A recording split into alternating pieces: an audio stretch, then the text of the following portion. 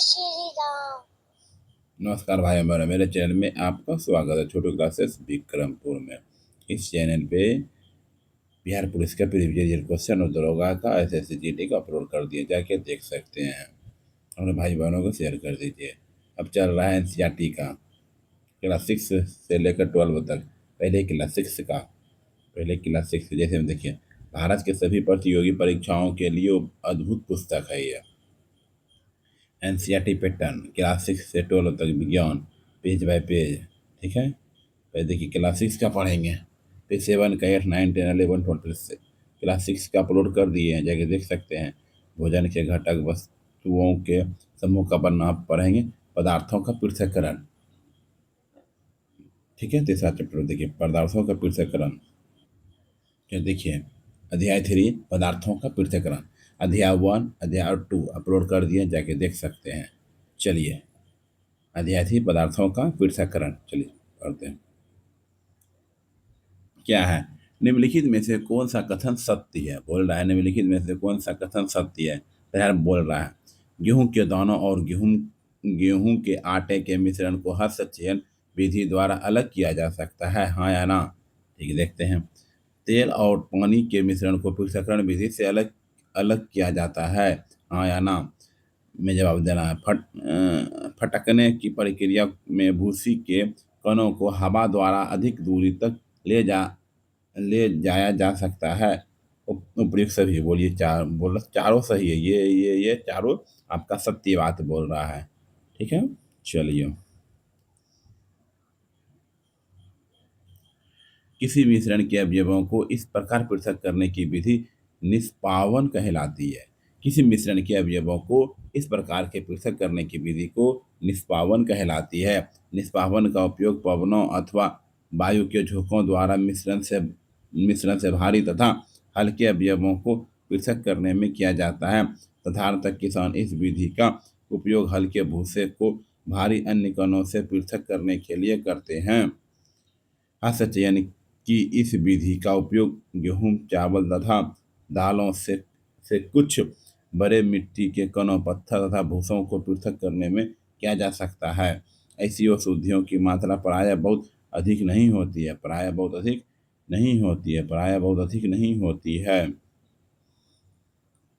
ऐसी स्थितियों में हस्तचयन द्वारा पदार्थों को पृथक करना तथा सुविधाजनक विधि लगती है। तेल और पानी के मिश्रण को पृथक्करण विधि से अलग किया जाता है। चलिए ठीक है, आइए 2 नंबर पे। हस्तचयन विधि कब सुविधाजनक होती है? हस्तचयन विधि कब सुविधाजनक होती है? जब अशुद्धियां कम हो। जब अशुद्धियां कम हो। आइए 3 नंबर पे।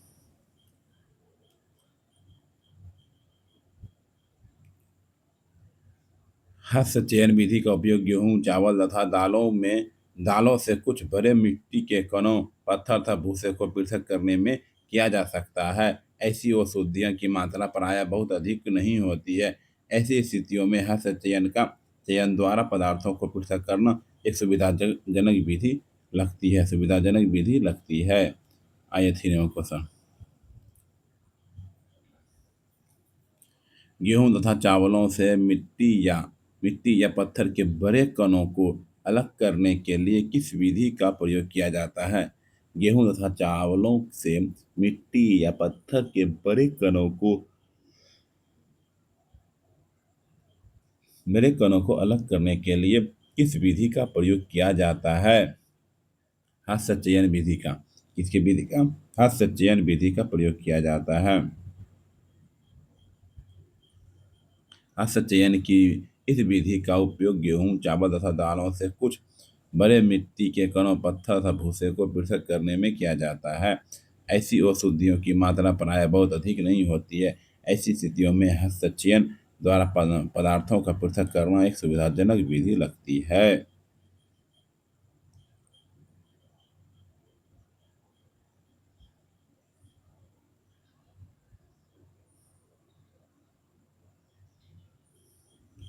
सूखे पौधों की इंडियों से अनाज को अलग करने के लिए कौन सी विधि अपनाई जाती है? सूखे पौधे की इंडियों से अनाज को अलग करने के लिए कौन सी विधि अपनाई जाती है?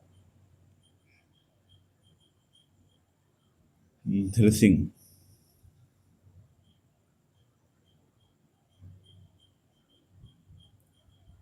हस्तचयन विधि का उपयोग गेहूं, चावल तथा दालों से कुछ बड़े मिट्टी के कणों, पश्च तथा भूसे के पृथक करने में किया जाता है।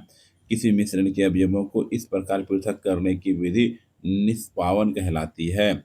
किसी मिश्रण के अवयवों को इस प्रकार पृथक करने की विधि निष्पापन कहलाती है। निष्पापन का उपयोग पवनों अथवा वायु के झोंकों द्वारा मिश्रण मिश्रण से भारी तथा हल्के अवयवों को पृथक करने में किया जाता है। पृथक करने में किया जाता है। सूखे पौधे को इंडियों से अन्य कणों अथवा अनाज को पृथक करने के प्रक्रम को थ्रेसिंग कहते हैं। इस प्रक्रम में इंडियों को पीटकर अन्य कणों को पृथक किया जाता है। कभी कभी थ्रेसिंग का कार्य बैलों की सहायता से किया जाता है। अधिक मात्रा के अन्य कणों को इंद्रियों के पृथक करने के लिए थ्रेसिंग मशीनों का उपयोग भी किया जाता है। सूखे रेत एवं लकड़ी के बुरादे के मिश्रण को अलग करने की विधि। सूखे रेत एवं लकड़ी के बुरादे के मिश्रण को अलग करने की विधि निष्पावन। सूखे रेत तथा लकड़ी के बुरादे अथवा सूखी पत्तियों के पाउडर का एक मिश्रण बनाइए। किसी मिश्रण के अवयवों को इस प्रकार पृथक करने की विधि निष्पापन कहलाती है। निष्पावन का उपयोग पवनों अथवा वायु के झोंकों द्वारा मिश्रण में से भारी तथा हल्के अवयवों को पृथक करने में किया जाता है। साधारणतः किसान इस विधि का उपयोग हल्के भूसे को भारी अन्य कणों के पृथक करने के लिए करते हैं। निम्नलिखित कथनों पर विचार कीजिए। साधारणतः किसान निष्पावन विधि का प्रयोग हल्के हल्के भूसे से भारी भारी अन्य कणों को अलग करने के लिए करता है। इस विधि से निकली अशुद्ध पदार्थ को प्रयोग किसान अन्य प्रयोजनों में प्रयोग कर सकता है। हवा की दिशा, सूप, भूसा, अनाज, ये प्रयुक्त में से कौन कौन सा कथन गलत है? इनमें से कोई गलत नहीं है, सब सही है।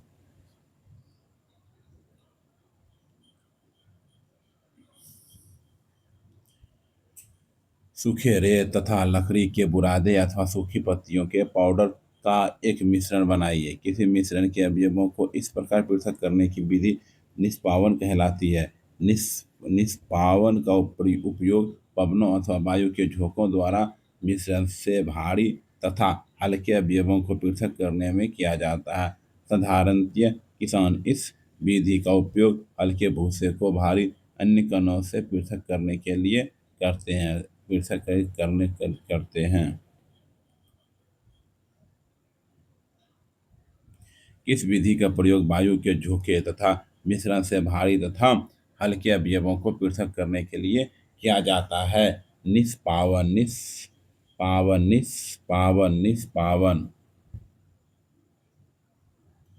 किसी मिश्रण के अवयवों को इस प्रकार पृथक करने की विधि निष्पापन कहलाती है। निष्पावन का उपयोग पवनों अथवा वायु के झोंकों द्वारा मिश्रण से भारी तथा हल्के अवयवों को पृथक करने में किया जाता है। साधारणतः किसान इस विधि का उपयोग हल्के भूसे को भारी अन्य कणों से पृथक्करण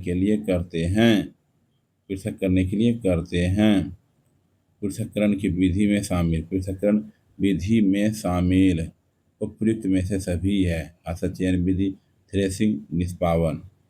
ठीक है। सूखे पौधे को इंद्रियों से अन्य कणों अथवा अनाज के पृथक करने के प्रक्रम को थ्रेसिंग कहते हैं। इस प्रक्रम में इंद्रियों को पीटकर अन्य कणों को पृथक किया जाता है। कभी कभी थ्रेसिंग का कार्य बैलों की सहायता से किया जाता है। अधिक मात्रा के अन्य कणों को इंद्रियों से पृथक करने के लिए थ्रेसिंग मशीनों का उपयोग भी किया जाता है। किसी मिश्रण के अवयवों को इस प्रकार पृथक करने की विधि निष्पापन कहलाती है। निष्पापन का उपयोग पवनों अथवा वायु के झोंकों द्वारा मिश्रण से भारी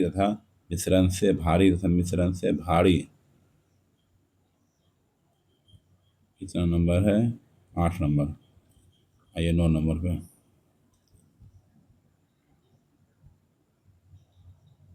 हल्के अवयवों को पृथक करने में किया जाता है। साधारणतः किसान इस विधि का उपयोग हल्के भूसे को भारी अन्य कणों से पृथक करने के लिए करते हैं।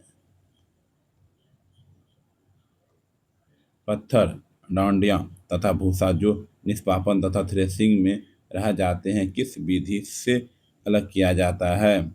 चारण विधि से। किस विधि से? चारण विधि से अलग किया जाता है। आटे के छोटे कण चालनी के छिद्रों द्वारा निकल जाते हैं, जबकि बड़ी अशुद्धियां चालनी में रह जाती है।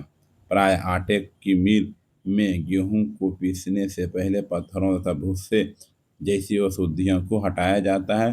साधारणतः गेहूं की बोरी को एक तिरछी चालनी पर डाला जाता है चालन विधि द्वारा पत्थर, इंडिया तथा भूसा जो निष्पासन तथा थ्रेसिंग के बाद गेहूं में रह जाते हैं को दर किया जाता है। आइए 10 नंबर पे। निम्नलिखित में से किस विधि को प्रयोग मुख्य रूप से ठोस पदार्थों के अवयवों जिनकी आमापों में अंतर हो को अलग करने के लिए किया जाता है? निम्नलिखित में से किस विधि को प्रयोग मुख्य रूप से ठोस पदार्थों के अवयवों जिनकी आमापों में अंतर हो को अलग करने के लिए किया जाता है? अब साधन। चलिए अब चलन विधि का उपयोग मिश्रण के दो ऐसे अवयवों जिनके आवामों में अंतर हो को पृथक करने में किया जाता है। क्या किया जाता है? पृथक करने में किया जाता है। ठीक है, चलिए 11वां क्वेश्चन पढ़ते हैं। निम्न में से किसका प्रयोग निस्यंदक जो कि छानने में काम आता है के रूप में किया जाता है? निम्न में से किसका प्रयोग निस्यंदक जो कि छानने में काम आता है के रूप में किया जाता है? Filter paper. क्या किया जाता है? Filter paper. यदि जल अब भी गंदला है तो अशुद्धियों को फिल्टर पत्र द्वारा निस्यंदित कर सकते हैं, जिसमें और भी छोटे रंध्र हो सकते हैं। फिल्टर पत्र एक ऐसा निस्यंदक होता है जिसमें अत्यंत सूक्ष्म छिद्र होते हैं। मैं फिल्टर पत्र के उपयोग से संबंधित विभिन्न चरण का दर्शाए गए हैं। फिल्टर पत्र को शंकु के रूप में मोड़कर किफ में लगा दिया जाता है। इसके पश्चात मिश्रण में फिल्टर पत्र के ऊपर उड़लते हैं। मिश्रण के ठोस कण इसके छिद्रों से नहीं गुजर पाते हैं तथा फिल्टर पत्र पर ही रह पाते हैं। निम्न में से कौन सा कथन सही नहीं है? कथन सही नहीं है। मिश्रण में जल मिलाने पर भारी अवयवों के नीचे तली पर बैठ जाना निष्पादन कहलाता है। देखिए सही है गलत है, देखते हैं। अपसादित मिश्रण को बिना हिलाए जल को अशोधित सहित उड़ने की प्रक्रिया को निष्पादन कहते हैं। तेल तथा जल के मिश्रण को अपसादन तथा मिश्रण विधि द्वारा अलग किया जा सकता है। इनमें से सभी सत्य नहीं, ये सत्य नहीं है, ये सत्य है, ये सत्य है, गलत बात है। ठीक है, ये सत्य नहीं है। ठीक है, चलिए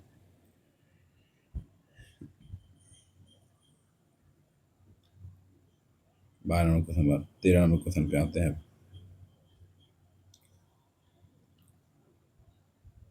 पहले हेडिंग पढ़ लेते हैं।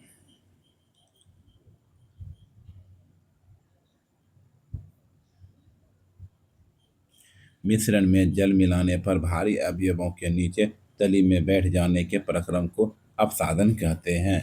अपसादन किसे कहते हैं? मिश्रण में जल मिलाने पर भारी अवयवों के नीचे तली में बैठ जाने के प्रक्रम को अपसादन कहते हैं। अपसादित मिश्रण को बिना हिलाए जल को मिट्टी सहित उड़ेरने की प्रक्रिया को निस्तारण कहते हैं। आइए हम ऐसे अन्य मिश्रणों का पता लगाते हैं जिसमें अवयवों को अपसादन तथा निस्तारण विधि द्वारा पृथक किया जाता है, पृथक किया जा सकता है। यही यही सिद्धांत ऐसे द्रव्यों के मिश्रण को पृथक करने में भी प्रयोग में लाया जाता है जो आपस में मिश्रित नहीं होते हैं। उदाहरण के लिए तेल तथा जल को उनके मिश्रण से इसी विधि द्वारा पृथक किया जा सकता है। तो यदि द्रव ऐसे यदि द्रव ऐसे मिश्रणों को कुछ कुछ समय के लिए रखा रहने दिया जाए तो वे दो पृथक पृथक परतों में बट जाते हैं। इसके बाद जो अवयव ऊपरी परत बनाता है उसे निस्तारण द्वारा पृथक कर सकते हैं।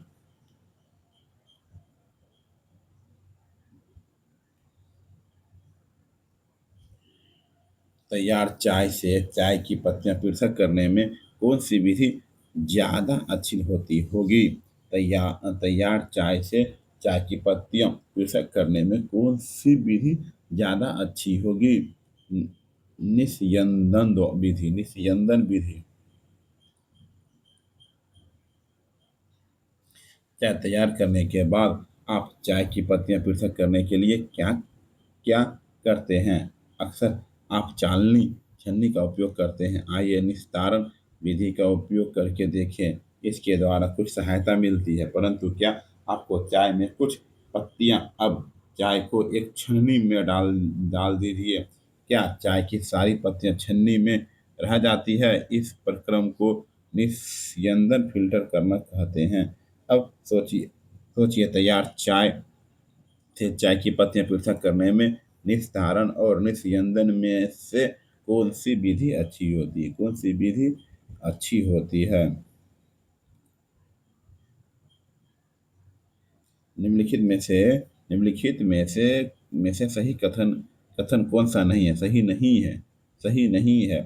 तेल तथा जल के मिश्रण को केवल निस्यंदन विधि से अलग किया जा सकता है। तेल तथा जल के मिश्रण को अपसादन तथा निस्तारण विधि से अलग करना ज्यादा अच्छा विकल्प है।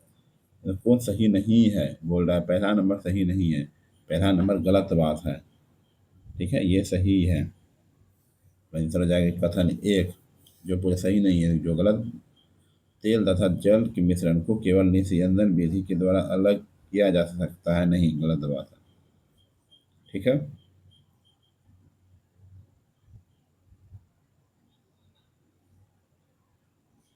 मिश्रण में जल मिलाने पर भारी अवयवों के नीचे तली में बैठ जाने के प्रक्रम को अपसादन कहते हैं। अपसादन किसे कहते हैं? मिश्रण में जल मिलाने पर भारी अवयवों के नीचे तली में बैठ जाने के प्रक्रम को अपसादन कहते हैं। अपसादित मिश्रण को बिना हिलाए जल को मिट्टी सहित उड़ेरने की प्रक्रिया को निस्तारण कहते हैं। यही सिद्धांत ऐसे द्रव्यों के मिश्रण को पृथक करने में भी उपयोग में लाया जा सकता है जो आपस में मिश्रित नहीं होते हैं। उदाहरण के लिए तेल तथा जल को उनके मिश्रण से इसी इसी विधि द्वारा पृथक किया जा सकता है। यदि द्रव के ऐसे मिश्रणों को कुछ समय के लिए रखा रहने दिया जाए तो वे पृथक परतों में बढ़ जाते हैं।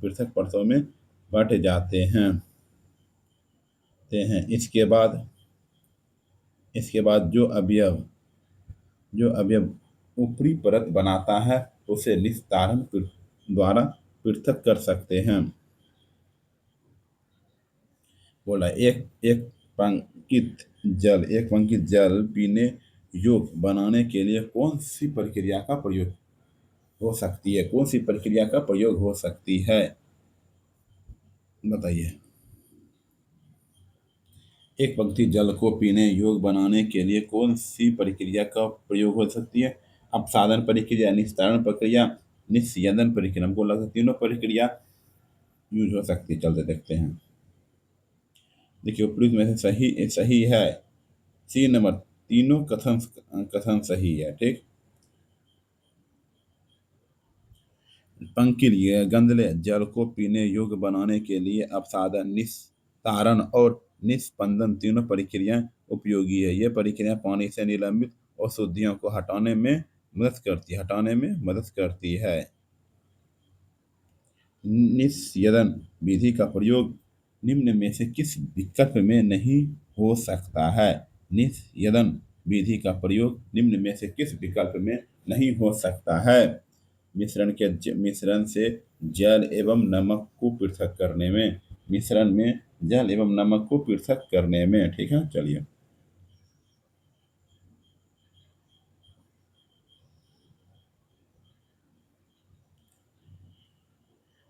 नमक और पानी को अलग करने के लिए वाष्पीकरण विधि का उपयोग किया जाता है, जिसमें पानी को वाष्पित करके नमक को ठोस रूप में पीछे छोड़ दिया जाता है। घर पर पनीर बनाते समय दूध को फाड़ने पर ठोस तथा तरल मट्ठा अलग हो जाते हैं। इन दोनों को एक महीन कपड़े या छाननी से निष्पंदन विधि द्वारा अलग किया जाता है। तैयार चाय से चाय की पत्तियों को पृथक करने में।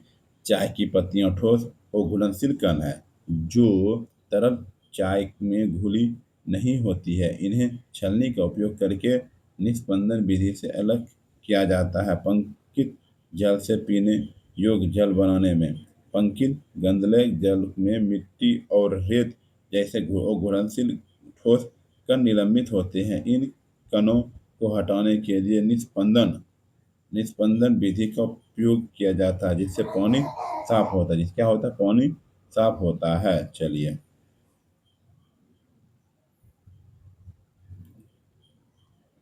मिश्रण में जल एवं नमक को पृथक करने में कौन सी विधि का प्रयोग किया जाता है? मिश्रण में जल एवं नमक को पृथक करने में कौन सी विधि का प्रयोग होता है? वाष्पन विधि का प्रयोग होता है। क्या होता है? वाष्पन विधि का प्रयोग होता है।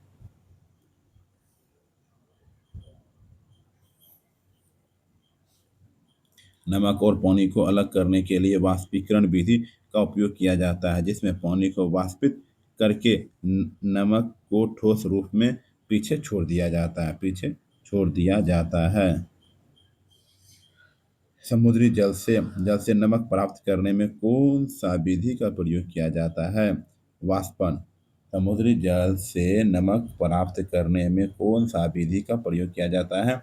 वाष्पन विधि का प्रयोग किया जाता है। क्या किया जाता है? वाष्पन विधि का प्रयोग किया जाता है।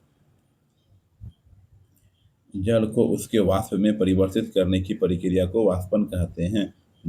जहाँ पर जल होता है, वाष्पन की प्रक्रिया निरंतर होते रहती है। आइए 19 नंबर पर। समुद्र के जल में अत्यधिक मात्रा में लवण मिश्रित होते हैं। क्या बोला? समुद्र के जल में अत्यधिक मात्रा में लवण मिश्रित होते हैं। इन्हीं लवणों में से एक लवण साधारण नमक है। जब समुद्र के जल को बड़े बड़े उथले गड्ढों में भरकर छोड़ दिया जाता है, तो सूर्य के प्रकाश से जल गर्म होकर वाष्पन द्वारा धीरे धीरे वाष्प में बदलने लगता है। कुछ समय बाद सारा जल वाष्पित हो जाता है तथा ठोस लवण नीचे बस जाते हैं। तत्पश्चात इन लवणों के मिश्रण को शोधन करके साधारण नमक प्राप्त किया जाता है। क्या देखें? साधारण नमक प्राप्त किया जाता है। नमक, रेत एवं जल के मिश्रण को अलग अलग करने में प्रयुक्त विधि है। नमक, रेत एवं जल के मिश्रण को अलग अलग करने में प्रयुक्त विधि है। बताइए। इनमें से सभी ये क्या है? सभी ये संग्रहण, वाष्पन, निस्तारण, निस्यंदन। ठीक है।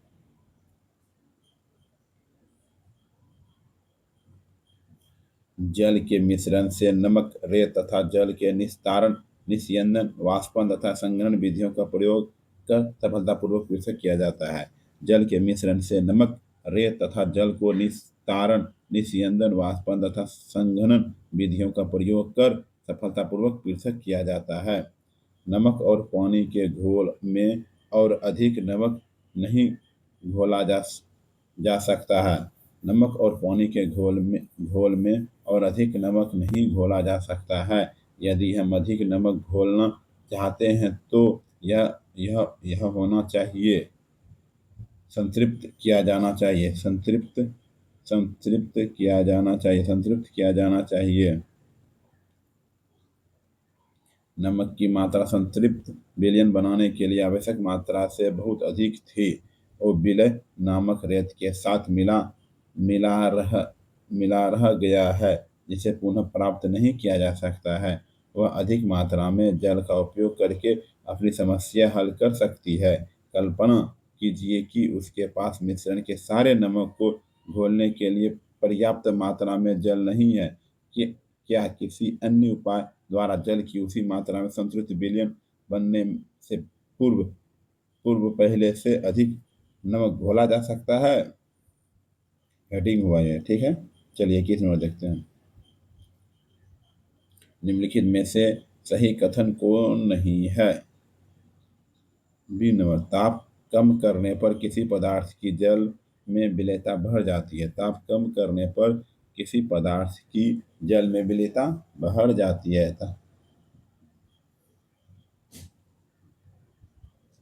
अधिक मात्रा में मिले नमक की पुनः प्राप्ति का प्रयास किया था।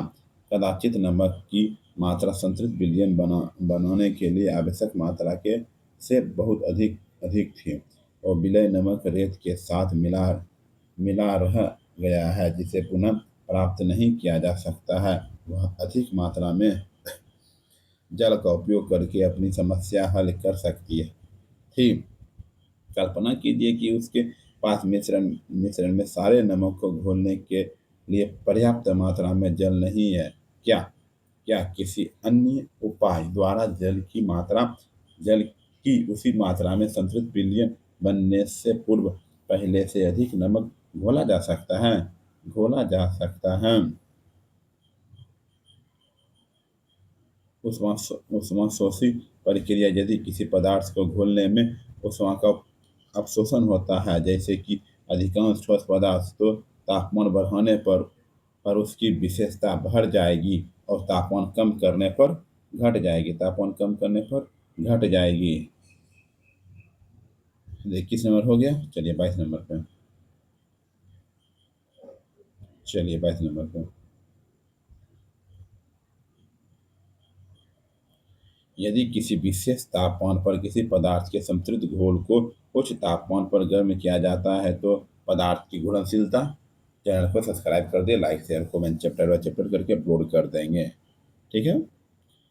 6 से लेकर के 12 तक हर क्लास, हर चैप्टर बाय चैप्टर। यदि किसी विशेष तापमान पर किसी पदार्थ के संतृप्त घोल को उच्च तापमान पर गर्म किया जाता है तो पदार्थ की घुलनशीलता बढ़ेगी। क्या होगी? बढ़ेगी।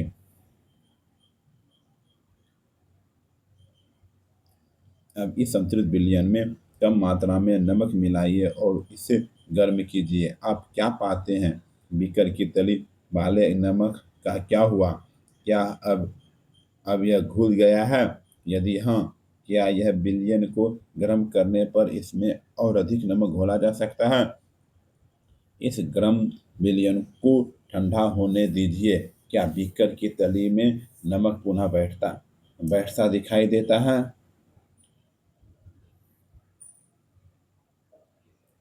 यह प्रक्रिया सुझाता है कि गर्म करने पर नमक की अधिक मात्रा घोली जा सकती है। क्या जल में विभिन्न विलय पदार्थों की समान मात्रा घुलती है? आइए पता लगाते हैं। यदि किसी विशेष तापमान पर किसी पदार्थ के संतृप्त घोल को उच्च तापमान पर गर्म किया जाता है तो पदार्थ की घुलनशीलता बढ़ेगी।